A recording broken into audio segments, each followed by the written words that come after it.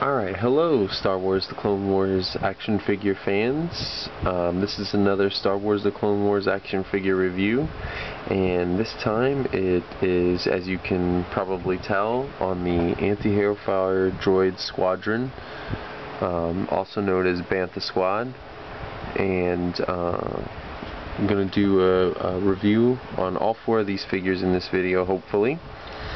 So, let me go ahead and get started.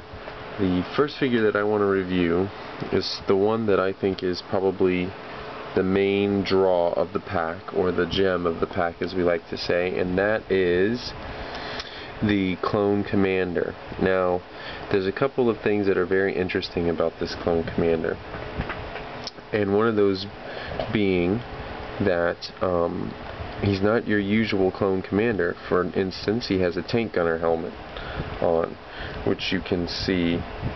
Let me see if I can get him to focus up close here.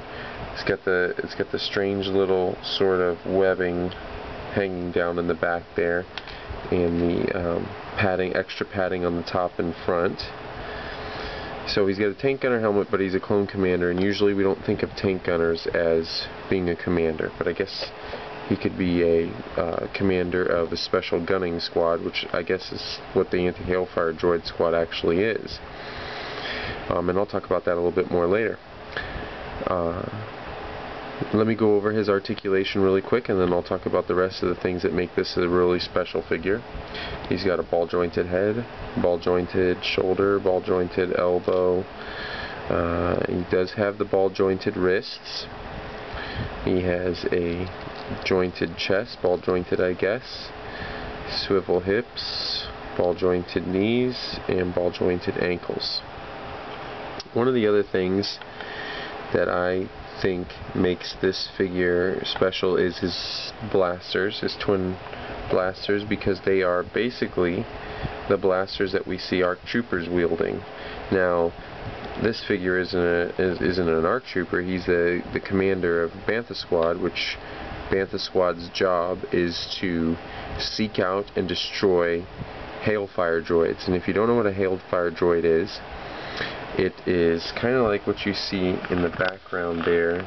Those two big loops hanging behind the Clone Commander photograph it's basically the Hailfire droid is like a big missile rack on two wheels, and it can move very, very quickly, and it takes out the ATTEs and other walkers that the clones use to dominate a battle. So it is Bantha Squad's job, I would suppose, to seek out those droids before they can become a menace to the rest of a clone army and take them out. And that leads me into the next figure that I also think is a great figure in this pack, and that is the aerial Recon trooper. And he is the only figure in the pack that has a removable helmet, basically a repainted Clone Trooper Echo helmet. He does also come with a jetpack, similar to your Metronomon Z6 backpack that you would see a Boba Fett wearing. This one is rocket firing, but I don't have the rocket firing missile inside of it, because I actually really don't like those. I like the little stub that they include that makes it look like a regular backpack. This figure comes with a DC-15, I think it's DC-15B short blaster, and I suppose, and I'll read to you what it says on the packaging for him. Aerial Recon troopers monitor the enemy forces from the air and relay the location of the Hailfire droids to their squad members on the ground.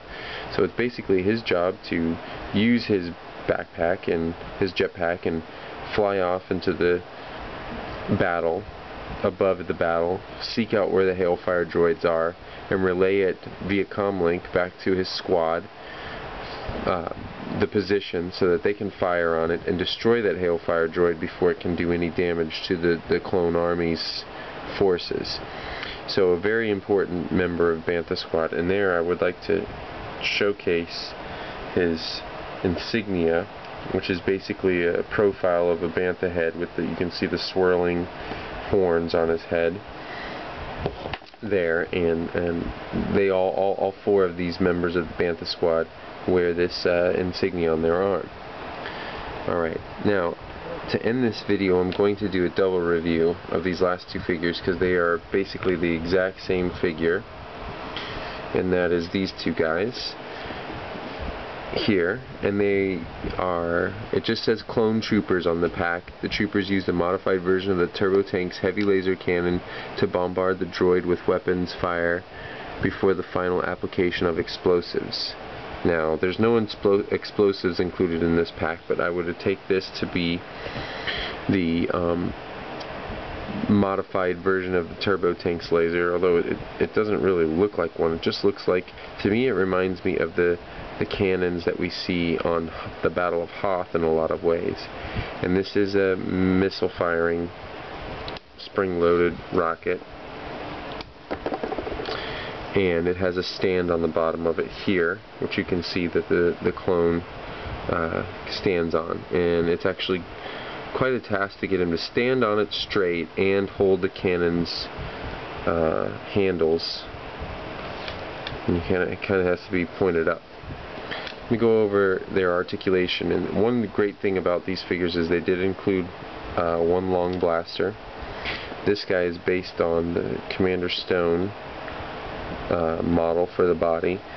Ball jointed head, ball jointed shoulder, ball jointed elbow, swivel wrist, no articulation in the chest, swivel hips, ball jointed knee, and no articulation in the ankle.